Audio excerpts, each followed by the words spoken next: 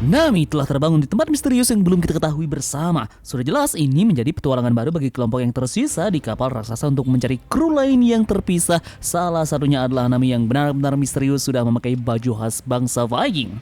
Di manakah dia sebenarnya? Mungkinkah asal-usul dia akan segera diketahui dan ini berhubungan dengan Skandinavia beserta dengan Pangeran Loki yang ingin segera menikahinya. Jadi, selamat datang di channel Tamagon Park. Kali ini kita akan membahas hal tersebut, namun seperti biasa, jangan lupa tinggalkan jempol kalian jika kalian suka dengan pembahasan Tamagon kali ini. Jika sudah, terima kasih banyak dan bersiaplah nakama. Tarik jangkar dan mari kita berlayar.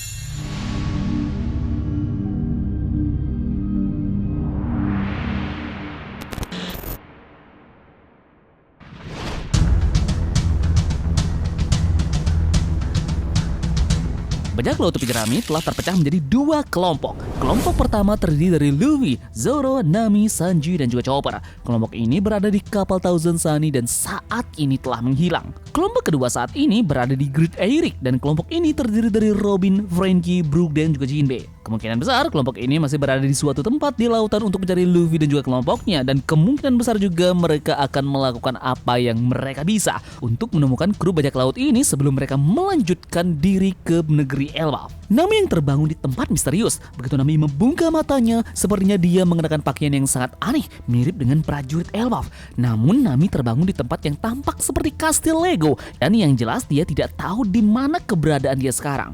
Nami juga mendengar suara seseorang. Dengan demikian, petualangan telah dimulai dan setengah dari bajak laut tepi jerami telah menghilang. Apakah mereka hilang di Laut Elbaf atau apakah seseorang telah berhasil mengambil kapal dan menyeret mereka ke Elbaf? Bagaimana jika dalam hal ini Oda Sensei sebentar lagi ingin mengungkapkan asal-usul dari Nami yang sampai sekarang belum kita ketahui? Sang navigator kita masih belum kita ketahui banyak mengenai dari mana sebenarnya dia berasal. Kita tahu semua jika Nami berasal dari dunia nyata, maka dia akan berasal dari negara Swedia. Swedia adalah negara Viking pada zaman kuno bersama dengan Denmark, Norwegia, dan juga Islandia. Ada sebuah kota di Swedia yang bernama Birka yang disebut sebagai kota Viking. Nah, masyarakat Viking di beberapa wilayah dibagi menjadi 3 kelas. Yang pertama yaitu kelas bangsawan, orang kaya dan juga raja. Yang kedua adalah kelas orang bebas, yaitu petani, pengrajin, dan juga pedagang. Dan kelas terakhir adalah kelas budak yang merupakan budak sejak lahir atau tawanan perang. Orang-orang kelas 1 layaknya raja, bangsawan, orang kaya, dan juga yang lainnya tinggal di Swedia. Nah, jadi mungkinkah Nami adalah salah satu dari keturunan bangsawan yang dimiliki oleh orang-orang di negeri Elbaf? Bangsa Viking juga terkenal karena kehebatan navigasinya. Ini juga terkait dengan salah satu kemampuan khas dari Nami yaitu pandai bernavigasi. Banyakkan wanita Viking memiliki warna rambut jahe yang mirip sekali dengan oranye. Lagi-lagi ini mengarahkan kita pada hal yakni Nami, yakni warna rambut dari Nami adalah oranye. Jadi Nami secara jelas akan disorot oleh Oda Sensei dan kemungkinan besar asal-usulnya pun akan segera terungkap. Seperti yang diketahui banyak orang, ada kemiripan besar antara urutan arc lompatan waktu sebelum dan sesudah. Ini sebenarnya seperti sudah direncanakan oleh Oda Sensei terkait dengan kemiripan ini, baik itu di Pulau Greenland ataupun sesudah di New World. Semisal, Alabasta sangat mirip dengan Dressrosa, Water Seven sangat mirip dengan Whole Cake Island, dan terakhir Sabaudi sangat persis mirip seperti Aegean. Nah, mungkin dari kalian sudah menyadari beberapa kemiripan ini ya. Setiap arc post time skip secara berurutan memiliki banyak kemiripan dengan arc pre-time skip dengan urutan yang sama. Nah, mungkin akan sama dengan Elbaf, dan jika kita mengikuti urutannya, arc apa yang kira-kira akan sama ataupun mirip dengan arc Elbaf? Yep, jawabannya adalah arc Amazon Lily. Arc Pulau Wanita mungkin memiliki banyak hubungan dengan Pulau Raksasa. Keduanya merupakan pulau legendaris yang dihadirkan oleh Oda Sensei dan ditempati oleh ras tertentu. Mereka hampir mustahil untuk diakses, satu di Campbell dan juga satu lagi di ujung dunia baru. Mereka juga sangat terkait dengan mitologi, satu dari Yunani dan yang lainnya adalah mitologi Norse.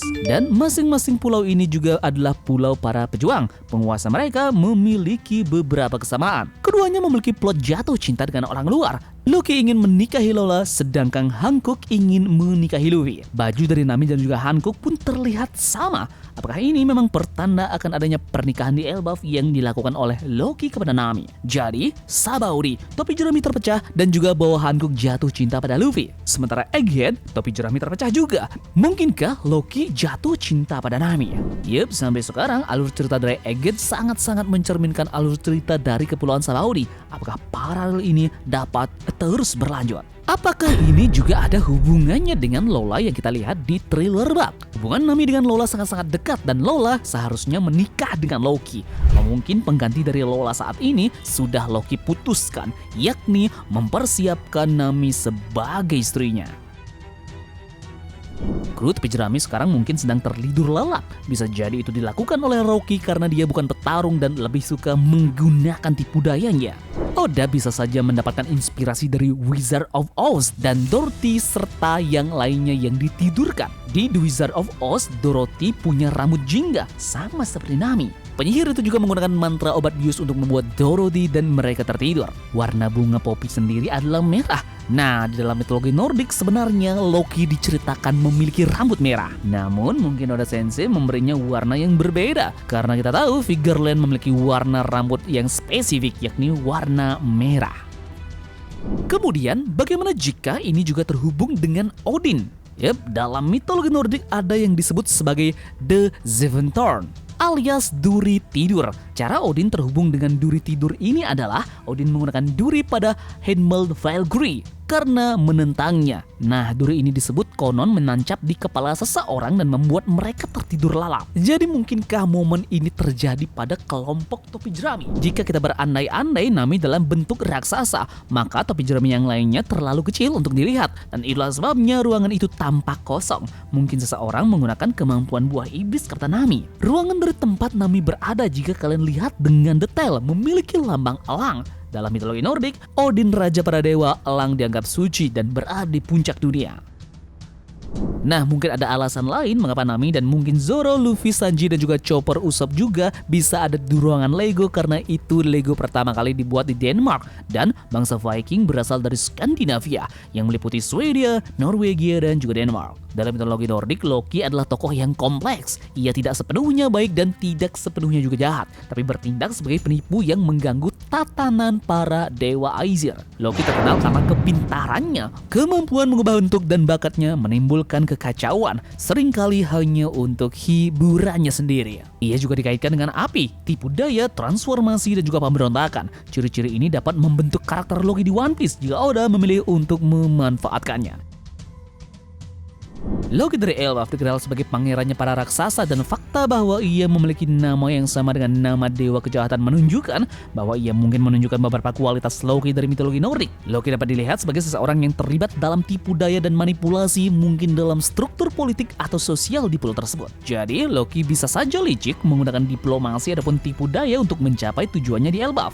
Meskipun licik, Loki juga terkadang menunjukkan kesetiaan terutama kepada orang-orang yang disayanginya. Dari sini kita bisa berasumsi kalau Pangeran Loki akan sangat berbakti pada rakyatnya dan begitu dia bertemu dengan Luffy dan mengetahui fakta bahwa Luffy adalah dewa matahari Nika, dia akan sangat senang dan bertemu dengannya karena Nika adalah dewa raksasa yang disembah di Elbaf. Yup, overall apapun yang terjadi pada topi jerami, alasan perpecahan pada Elbaf adalah agar Oda dapat fokus pada dua bagian dengan lebih baik dan memberikan momen kepada masing-masing tiap karakter. Oda jelas telah menyiapkan 6 anggota pertama bajak laut topi jerami dan yang lainnya, dan dia bermaksud memberi mereka fokus khusus di sini. Pertama, Nami yang berhalusinasi. Sementara itu, separuh dari anggota bajak laut topi jerami lainnya kemungkinan besar akan menginjakan kaki di Elbaf sebelum Luffy yang berarti petualangan mereka sudah dimulai. Jadi mereka kemungkinan besar akan segera menjelajahi pulau baru ini. Kita juga bisa melihat budaya, ideologi, dan juga banyak lagi melalui mereka di chapter-chapter mendatang. Jadi terima kasih dari kalian yang sudah mau menonton video ini ya. Jangan lupa share jika kalian suka dengan pembahasannya. Sekian dari Talagon